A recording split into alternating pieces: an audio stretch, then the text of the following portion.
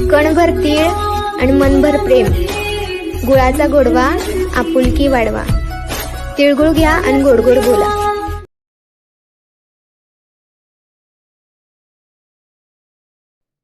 नमस्कार शेतकरी मित्र, मी मारुती जाधव, ऊस विकास अधिकारी, डॉक्टर पतंगराव कदम सोनेरा सहकारी साखर कारखाना कृषी तीर्थ या माझ्या यूट्यूब चॅनेलमध्ये आपणा सर्व शेतकरी बंधूंचं स्वागत करीत आहे.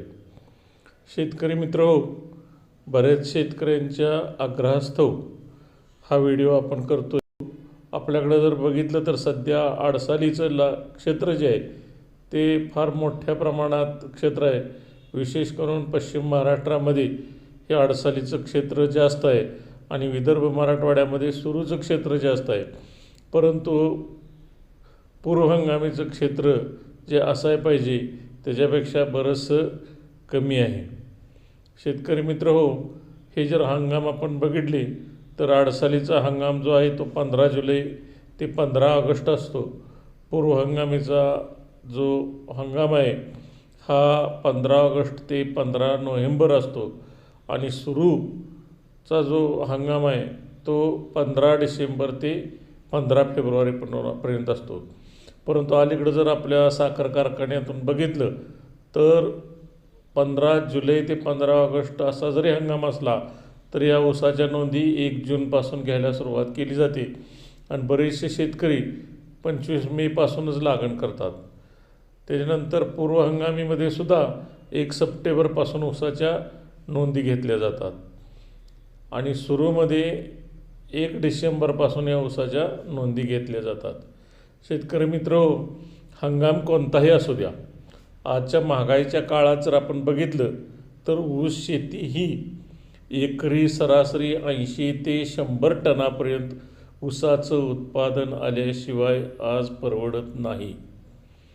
नाहीतर काय होतं आहे, फक्त बँक आणि औषध दुकानदार या ऊसाच्या उत्पादनातून भागतो आहे. संसारासाठी किंवा संसाराच्या काही आपल्या डेव्हलपमेंटसाठी काही शिल्लक राहत नाही. मग यांच्यासाठीच वर्षभर कष्ट केल्यासारखं होतं आहे. म्हणून ऊसाचं उत्पादन हे एकरी 80 ते 100 टन आलं पाहिजे. मग तर कुठलाही हंगाम असू दे. मग 80 ते 100 टन ऊसाचं उत्पादन हे काही एका दिवसात येत नाही. त्यासाठी पूर्वतयारी असणं गरजेचं असतं. तर त्यासाठी काय पूर्वतयारी असावी तर शेतकरी मित्र हो, पिकाची फेरपालट असावी. त्यामध्ये आल्याचं पीक असावं, हळदीचं पीक असावं, मिरची असावी, हरभरा असावा. या पिकांचा बेवड चांगला असतो आणि वांग, ज्वारी, मका हे जे पिकं आहेत यांचा बेवड खराब असतो. म्हणून ऊसाच्या लागणीच्या अगोदरचं जे पीक आहे ते चांगल्या बेवडाचं असावं किंवा 2 ऊस पिकाच्या मध्ये ताग आणि धेंच्याचं पीक घ्यावं. जर आपली जमीन हलकी असेल तर तागाचं पीक घ्यावं आणि जर काळी भारी जमीन असेल तर धेंच्याचं पीक घ्यावं. त्यानंतर दुसरी गोष्ट म्हणजे पूर्व मशागत ही चांगली करावी.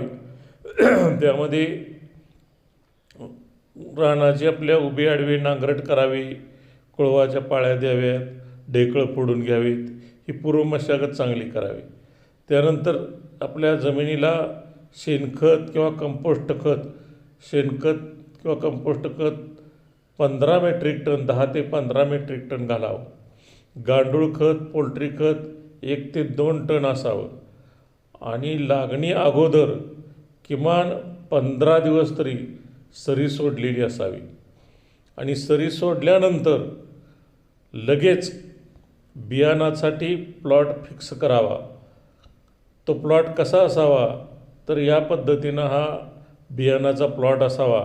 नाहीतर आपण बघतो की बरेचसे शेतकरी अगदी ऊसाची लागण करायच्या आदल्या दिवशी बियाणाचा प्लॉट शोधतात आणि मग कुठलं तरी मिळेल ते बियाणं त्या ठिकाणी लावलं जातं. म्हणून बियाणाचा जो प्लॉट आहे तो या पद्धतीनं अगोदर फिक्स करावा. ते बियाणं कसं असावं तर बियाणं हे एकतर पायाभूत असावं किंवा प्रमाणित असावं, म्हणजे सर्टिफाईड असावं. त्यामध्ये स्टेजचा फार विचार करू नका. First stage, second stage, third stage, fourth stage यामध्ये फार गफलत आहे किंवा फार गोंधळ आहे शेतकऱ्यांच्यामध्ये. कुठलीही स्टेज म्हणते, तर त्यामुळं त्याच्यामध्ये फारसं काय जाऊ नका तुम्ही. एक तर आपण पूर्व हंगामीचा विचार करत असताना कोश 80-032, VSI 8005 अशा किंवा फुले 265 या व्हरायटीची निवड करावी.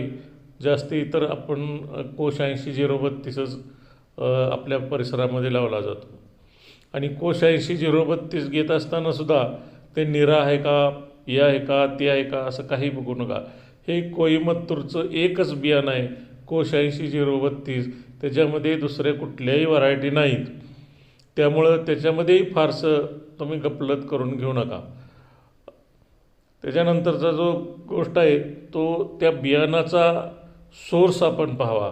म्हणजे ते बियाणं कुठून आणले, त्याचा त्या व्यक्तीकडं, त्या शेतकऱ्याकडं पुरावा आहे का, त्याच्याकडं पाडेगाववरून आणले असेल, VSIवरून आणले असेल तर त्याची पावती आहे का, कारखान्याचं असेल तर त्याचं सर्टिफिकेट आहे का, हे पाहणं अगदी गरजेचं आहे. ते पायाभूत आहे की प्रमाणित आहे याचीसुद्धा खात्री करणं गरजेचं आहे. बियाणं हे भेसळरहित असावं, म्हणजे त्यामध्ये भेसळ नसावी. नाहीतर आणले बियाणं सर्टिफाईड म्हणून, पायाभूत म्हणून, आणि उगवलं नाही म्हणून त्याच्यात कुठलं तरी बियाणं आपल्यातलं लावलं आहे आणि मग ते भेसळ होते किंवा व्हरायटीची भेसळ होते. म्हणून ते भेसळरहित असावं. बियाणं हे 8 ते 10 महिन्याचं असावं, जास्त वयाचं बियाणं नसावं. बेणं हे रसरशीत, जाड व लांब कांड्याचं हे अशा पद्धतीनं ते बियाणं असावं. तुरा आलेलं, लोळलेलं, लोकरी मावा आलेलं, तांबेरा करपा पडलेलं, कांडीकिडा असणारं, मुळ्या सुटलेलं बियाणं लागणीसाठी वापरू नये. आणि 11 महिन्याच्या वयाच्या पुढचं बियाणं कधीही वापरू नये. म्हणजे 20 कांड्याच्या पुढचं बियाणं, ज्या उसाला 20पेक्षा कमी कांडे आहेत असंच बियाणं लागणीसाठी वापरावं. घरचं बियाणं असेल व ऊस जाड चांगला आहे म्हणून खोडव्याचं बियाणं लागणीसाठी कधीही वापरू नये, कारण त्याला लवकर तुरा येतो. पाण्याचा ताण पडलेलं आखूड कांड्याचं ऊसाचं बियाणंसुद्धा कधीही वापरू नये. दशी पडलेला पोकळ ऊस बियाणासाठी वापरू नये. पाला काढलेला ऊस अजिबात वापरू नये. वरून चांगला दिसणारा पण आतून लाल असणारा म्हणजे रेड रॉटचा रोग असलेला बियाणे ऊस याच्यासाठी वापरू नये, तशी खात्री करावी आपण. शक्यतो जेटा न मोडलेल्या ऊसाचं बियाणं चांगलं असतं असं तज्ज्ञांचं मत आहे. दुसरी एक गोष्ट महत्त्वाची की लागणीसाठी नर्सरीतून एखाद्या कांडी केलेलं आणि सीड ट्रीटमेंट केलेलं ऊसाचं बियाणं अजिबात आणू नका. कारण ते जे कटिंग केलेलं असतं, मशीनवर कटिंग केलेलं असतं आणि अपुरं कटिंग केलेलं असतं. आपणाला हे अशा पद्धतीचं कटिंग केलेलं बियाणं पाहिजे. वरचा भाग हा 1/3 आणि डोळ्याच्या खालचा भाग हा 2/3 असावा. म्हणजे याच्यावर 1-2 महिन्यापर्यंत आपला ऊस चांगला येतो आणि हे मशीनवर शक्य होत नाही. म्हणून मशीनवरचं ट्रीटमेंट केलेलं बियाणं आणू नका. दुसरी गोष्ट अशी की त्याच्या बियाणाचा सोर्स आपणाला माहीत नसतो. कुठलंही बियाणं वापरलेलं असतं, म्हणून असं बियाणं लागणीसाठी वापरू नका. ज्यावेळी आपण ऊसाची लागण करतो त्या 8 दिवसामध्ये नेमकी काय काळजी घ्यावी हे सुद्धा पाहणं गरजेचं आहे. आणि यामधला प्रत्येक मुद्दा हा लागण करणाऱ्या शेतकऱ्यांसाठी कंपल्सरी आहे. एक म्हणजे लागणीवेळी स्वतः बांधावर लागण संपेपर्यंत हजर राहावं. ज्यांना 80-100 टन उत्पादन काढायचं आहे त्यानं स्वतः लागण असेल त्यावेळेला बांधावर हजर राहावं. लागणी अगोदर 2 दिवस रासायनिक खताचा डोस जो सांगितलेला आहे, शिफारस केलेला आहे, तो सरीमध्ये घालावा आणि एखाद्या अवजारानं तो मातीमध्ये मिक्स करावा, माती ॲड करावा. आता बेसल डोसमध्ये आपण सांगितलेलं आहे की DAP 2 पोती, अमोनियम सल्फेट 1 पोतं, MOP 2 पोती, magnesium sulphate 25 kilo, zinc sulphate 10 kilo, ferrous sulphate 10 kilo, manganese sulphate 5 kilo, copper 1 kilo, molybdenum 100 gram, boron 1 kilo, गंधक 15 किलो, फर्टेरा 8 किलो, लिंबोळे पेंट 200 किलो आणि किंवा मायक्रोन्युट्रियंटमध्ये ही वापरावी किंवा VSIचं मायक्रोसोल 5 किलो वापरावं.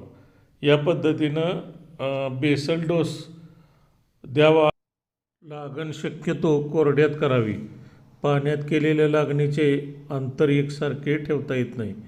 कांडी खोल जाते, एकसारखे उगवण होत नाही आणि लागण उशिरा उगवते. त्यामुळं शक्यतो लागण ही कोरड्यामध्ये करावी. या लागणीची बीजप्रक्रिया जी आहे ती बीजप्रक्रिया आपणाला 3 प्रकारे करता येते.